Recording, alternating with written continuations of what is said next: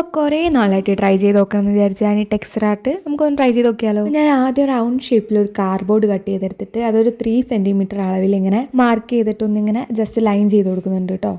അത് കഴിഞ്ഞിട്ട് tissue paper ഒന്നിങ്ങനെ നനച്ചെടുത്തിട്ട് ഞാൻ ഇങ്ങനെ 3 പാർട്ടീഷനായിട്ട് വെച്ചു.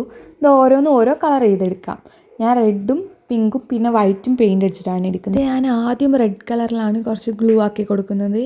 നിങ്ങൾ ഫസ്റ്റ് ഏത് ഷെയ്ഡാണോ ചെയ്യാൻ പോകുന്നത് അതിൽ ഫസ്റ്റ് ഗ്ലൂ ആക്കുക കേട്ടോ. എല്ലാത്തിലും ആക്കാൻ പാടില്ല.